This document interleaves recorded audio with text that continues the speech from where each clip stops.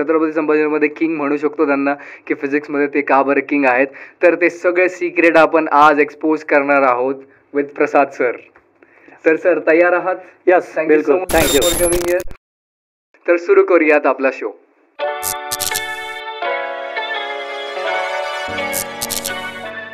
नमस्कार छत्रपती संभाजीनगर, दिस is RJ विक्रम आणि तुम्ही ऐकत आहात MGM 90.8 FM. साथ है तो बात है. तर आज आपल्या सोबत कोण असणार? पूर्ण भारतामध्ये फिजिक्सवाला सर आहेत आणि छत्रपती संभाजीनगरमध्ये प्रसाद सर आहेत. Hello, good morning everyone, and first of all I thank you so much for the RJ Vikram and MGM Radio 90.8 FM की तुम्ही मला इथं बोलवलं आणि ही जी दिवसाची एनर्जेटिक सुरुवात झालेली ती शेवटपर्यंत अशीच राहील. तो खूप खूप मनापासून धन्यवाद.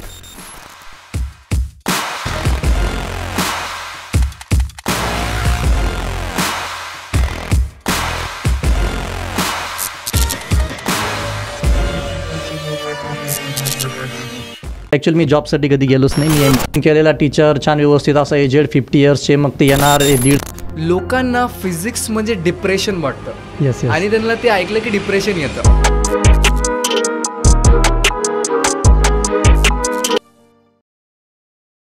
तर तुम्ही फिजिक्सच्या डिप्रेशनमध्ये येण्याऐवजी तुम्ही त्याच्या प्रेमात कसं काय पडलात, तेही इतक्या यंग एजमध्ये?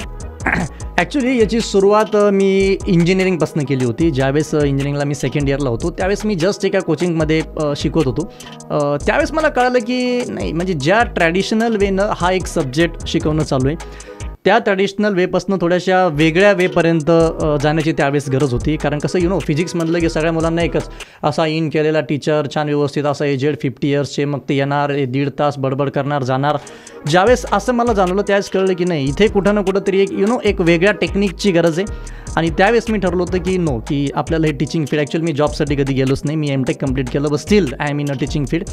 आणि फिजिक्ससारख्या सब्जेक्टमध्ये ट्रॅडिशनल वेनं न जाता एंटरटेनमेंट प्लस नॉलेज या दोन्ही गोष्टी एकत्र करणं याची नीड मला त्यावेळेस वाटली.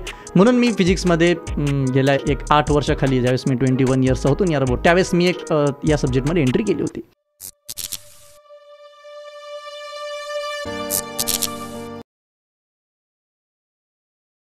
की तुम्ही टीचरचा आहात का आम्हाला उगं काहीतरी जुगाड करून आणलेला माणूस आहात? मुलांना तो वाटतं कोणी असिस्टंट मॅनेजर आहे का कोणी ऑफिस बॉय आलेला आहे.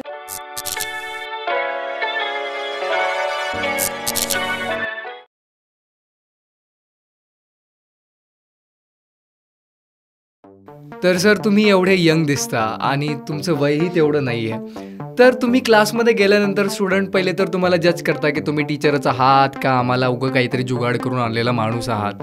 ॲक्च्युली ह्या जर गोष्टी काढल्यात, एवढ्या गमतीशीर गोष्टी मागच्या 8 वर्षात झालेल्या आहेत की ज्यावेळेस मी क्लासमध्ये एंट्री करतो सगळ्यात सुरुवातीला मुलांना तो वाटतं कोणी असिस्टंट मॅनेजर आहे का कोणी ऑफिस बॉय आलेला आहे, ते लवकर उठत पण नाहीत.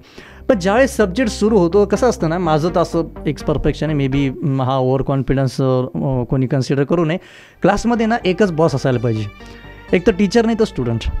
जर स्टुडंट बॉस झाले तर टीचरला जमणार नाही, टीचर बॉस झाले तर स्टुडंटचं मात्र पूर्ण जे काही भवितव्य तर सगळं व्यवस्थित होईल. तर ज्यावेळेस मी असं काहीतरी करतो, सुरुवातीला 10 मिनटं मुलांच्या मनात एक शंका असते, पण आधी तो प्रॉब्लेम व्हायचा. आता मुलांनी ऑलरेडीच नाव ऐकलेलं असतं त्याच्यामुळे त्यांना माहिती असते की असा कोणी ना कोणीतरी आपल्याला येणार आहे. पण एक तर 15 मिनटानंतरच मुलं तुम्हाला जज करतात. मागचे मुलं तुमच्या बॉडी लँग्वेजवरून जज करतात, समोरचे मुलं तुमच्या नॉलेजवरून जज करतात. आणि एकदा त्यांना कळलं की नाही हा आपल्यापेक्षा कुठंतरी वरच्या लेवलचा आहे, क्लास आरामात कंट्रोल होतो. आणि मेन म्हणजे मुलं छान त्याच्यामध्ये इन्व्हॉल्व होतात. त्यांना जे काही सब्जेक्ट आहे त्याच्यामध्ये मुलं इन्व्हॉल्व होतात. आधी तुम्ही मुलांना आवडा, मुलांना सब्जेक्ट आपोआप आवडतो. त्याच्यामुळे मी पहिलं काम हे करतो की आपला कुठंतरी इम्पॅक्ट मुलांवर पडला पाहिजे. तो तो जो इम्पॅक्ट आहे आर्टिफिशियली नाही पडत. जोपर्यंत तुम्ही स्वतः नॅचरल नसता तोपर्यंत मुलं तुम्हाला त्या इम्पॅक्टनं कन्सिडर करणार नाहीत. दॅट्स वाय त्याच्यामुळे मी जास्त काही एफर्ट्स घेत नाही. जे काय आहे ते नॅचरल ठेवा. मी नॅचरल ठेवतो. आता भरपूर मोठे टीचर्स आहेत, अजून तर भरपूर पुढे जायचं आहे. पण जर गोष्टी नॅचरल ठेवल्या तर त्याच वेनं फार लवकर ट्रान्समिट होतात, असं माझं पर्सनली मत आहे.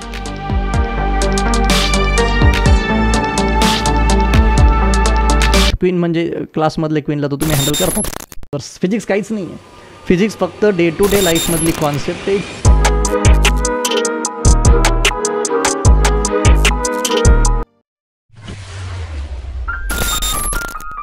का बरं लोकांना फिजिक्स हा वेगळा आणि विचित्र सब्जेक्ट वाटतो? ॲक्च्युली कसं आहे ना की अर्ली एजपासून 8th 9th जर आपण बघितलं तर मुलांच्या मनात एकच असतं की बेटा फिजिक्स कर, फिजिक्स हार्ड आहे. पण ॲक्च्युली तसं जर बघितलं तर ही फक्त एक त्या मुलांवर जी बंबार्डमेंट केलेली, त्या बंबार्डमेंटमुळे या गोष्टी झालेल्या आहेत. ॲक्च्युली जर आता बघितलं समजा, मी दरवेळेस क्लासमध्ये सांगत असतो physics is a king and mathematics is a queen. क्वीनला हँडल करा, किंगला तुम्ही आपोआप हँडल करसाल. तर क्वीनला हँडल करायचं, क्वीन म्हणजे क्लासमधले क्वीनला तर तुम्ही हँडल करतात. तुम्ही जर मॅथ्सच्या मागं जर पळाले 2 ते 3 वर्ष तर 101% फिजिक्स इज युअर्स. फिजिक्स काहीच नाही आहे. फिजिक्स फक्त डे टू डे लाईफमधली कॉन्सेप्ट आहे, जे नेचरमध्ये होते ते आपल्याला फक्त इथं प्रॅक्टिकली बघायचं आहे, त्याला मॅथमॅटिक्समध्ये कन्वर्ट करायचं आहे. त्याच्यामुळं हा एक जो मिसकॉन्सेप्ट आहे किंवा जो न्यूनगंड आहे मनात, फिजिक्स हार्ड आहे आणि फिजिक्समध्ये काही होत नाही आणि तुम्हाला 4 तास अभ्यास करावं लागेल, मला पर्सनली एवढ्या वर्षाच्या अनुभवावरून वाटतं की याची काहीही गरज नाही. तुम्ही डेली 1 hour जरी स्टार्टिंगपासून केला, आठवड्यातनं किंवा महिन्यातनं नाही, तुम्ही म्हणजे डेली 1 तास जरी अभ्यास केला, 101% नीट असो किंवा जे असो, यू विल बी सक्सेसफुल. जर डेली 1 hour फॉर फिजिक्स जर तुम्ही दिला. आणि भरपूर वेळेस आजकाल ते इंस्टाग्रामवर काही काय चालू आहे की बायोलॉजीमध्ये फिजिक्सची काय गरज आहे आणि नीटमध्ये फिजिक्स कशासाठी करायचं. पण मला खरंच जे डॉक्टर झाले त्यांना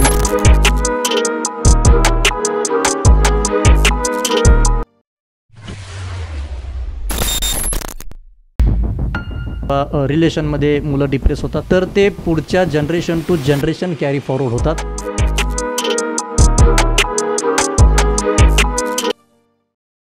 तर सर, माझा दुसरा प्रश्न असा आहे की स्टुडंट्सला फिजिक्स तर हार्ड वाटतो, बरोबर, पण तुमच्या क्लासमध्ये आल्यानंतर किंवा तुमच्याशी भेटल्यानंतर त्यांचं डिप्रेशनही दूर होतं, मी असं ऐकलेलं आहे स्टुडंटच्या तोंडून. येस, ॲक्च्युली ज्यावेळेस मी कोणत्याही क्लासमध्ये पहिली एंट्री करतो, सगळ्यात सुरुवातीचा प्रश्न तर मुलांचा एकच असतो की हे नवीन कोण आलं. आणि ते इव्हन काही जण तर गुड मॉर्निंगला उठत नाही, त्यांना वाटतं आपल्यासारखंच कोणतरी आलेलं आहे, आता ही देवाची फिजिकल देणगीच म्हणावं. आणि सगळ्यात महत्त्वाचं म्हणजे माझा एक फिजिक्स शिकवण्याचा ॲटिट्यूड असा असतो की मुलांना तो सब्जेक्ट नाही वाटला पाहिजे, त्यांना ती एक इंटरॅक्शन वाटली पाहिजे की बाबा इथं काहीतरी आहे आणि 1.5 तास इथं हा माणूस आपल्याला काही ना काहीतरी इन्फॉर्मेशन देणार आहे.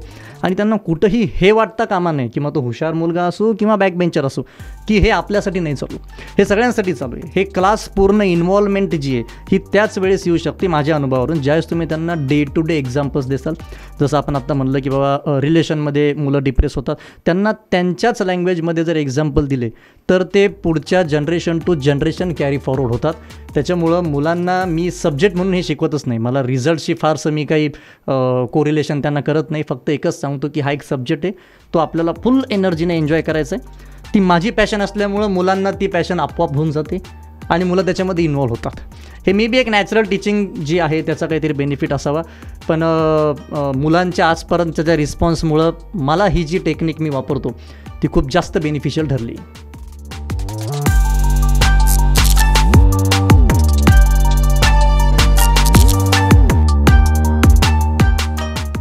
की मेडिकल फील्डमध्ये फिजिक्सची काय गरज आहे? नीट एक्झाम सारख्या एक्झामला बायोलॉजीचा सिलेबस रिड्यूस होतो, केमिस्ट्रीचा सिलेबस रिड्यूस होतो, फक्त फिजिक्सचा सिलेबस रिड्यूस होत नाही. याच्यावरून तुम्ही त्या सब्जेक्टचं इम्पॉर्टन्स समजून घ्या.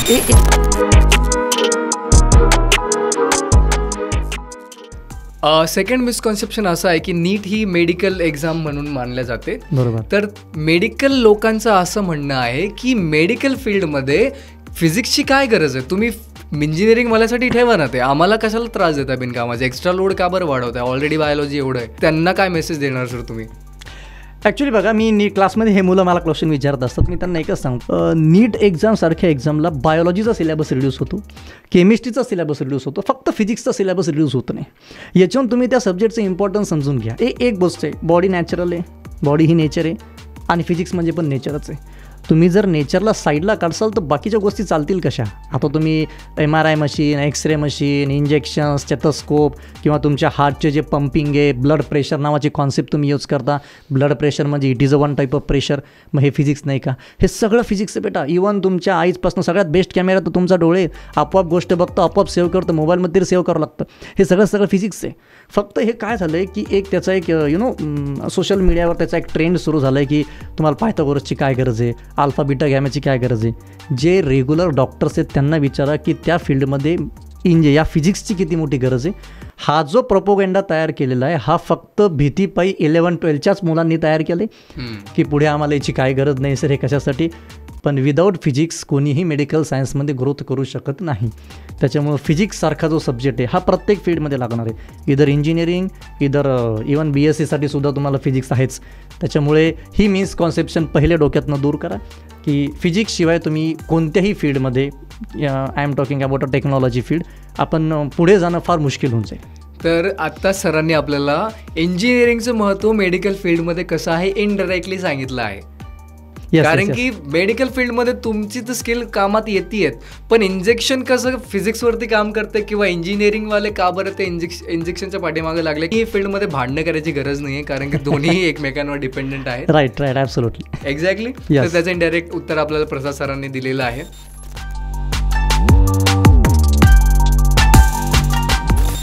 नीट ही मेडिकल फील्डसाठी आणि JEE ही इंजिनिअरिंगवाल्यांसाठी एक्झामिनेशन मानलं जाते. तर मग दोघांमध्येही फिजिक्स आहे, तर दोघांच्या फिजिक्समध्ये काय एक्झॅक्टली डिफरन्स आहे?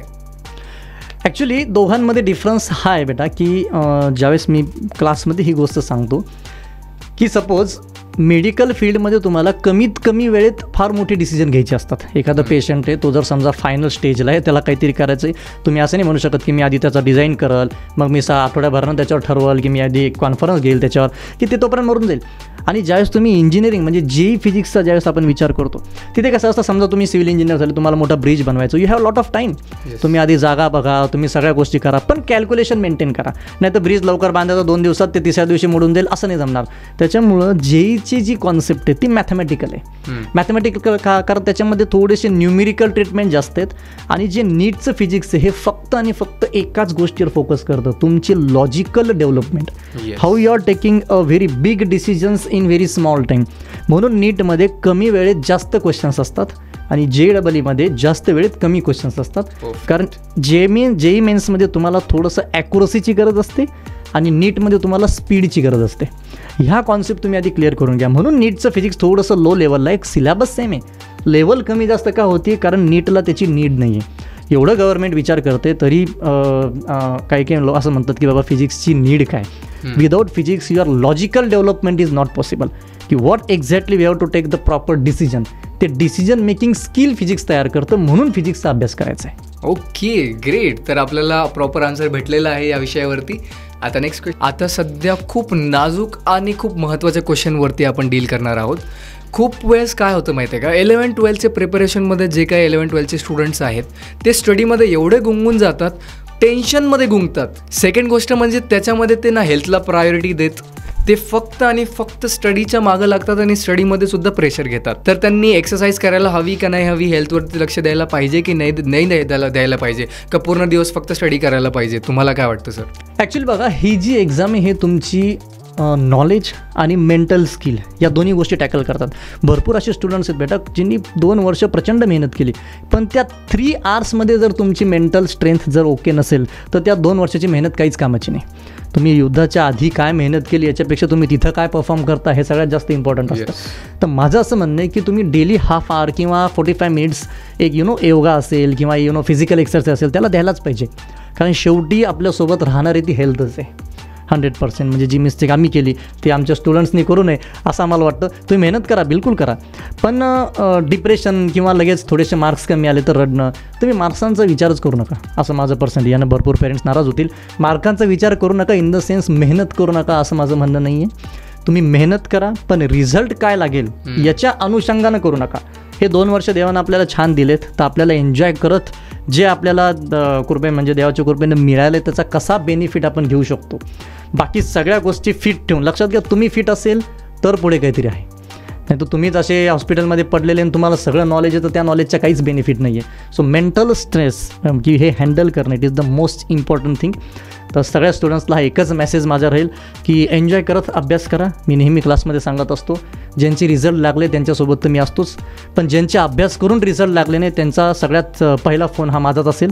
त्याच्यामुळं डोंट वरी, पेरेंट्स जरी रागवले तरी मी आहे, आपण सगळे मिळून पेरेंट्सला समजून सांगू.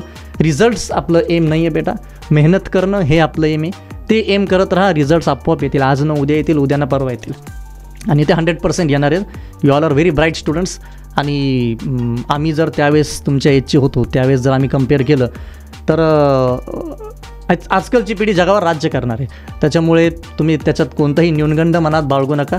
Just go ahead and everything will be fine. Perfect. तर आपल्याला आज प्रसाद सरांनी भरपूर मार्गदर्शन केलेलं आहे. तर मी सरांना रिक्वेस्ट करेल की सर, आपण जर सिरीज स्टार्ट करू शकलो फिजिक्सवरती, तर आपण थोडं फिजिक्सचे मिसकॉन्सेप्शन्स, फिजिक्सच्या फनी गप्पा आपण या पॉडकास्ट थ्रू किंवा आपण या शो थ्रू, मस्तिकी पाठशाला थ्रू आपण या MGM रेडिओ FM वतीने आपण आयोजन करू शकतो, आहे की नाही? तर असं दर वीकला, एखाद्या वीकला किंवा महिन्यातून एखाद्या वेळेस आपण अशी चर्चा अरेंज करूयात. कारण की मला माहिती आहे एका याच्यात तर ह्या गप्पा संपणार नाही आहेत. त्यामुळे आपलं खूप खूप धन्यवाद सर. Thank you so much. या MGM रेडिओवरती आल्याबद्दल आणि RJ विक्रम सोबत भेटलं. खूप खूप धन्यवाद.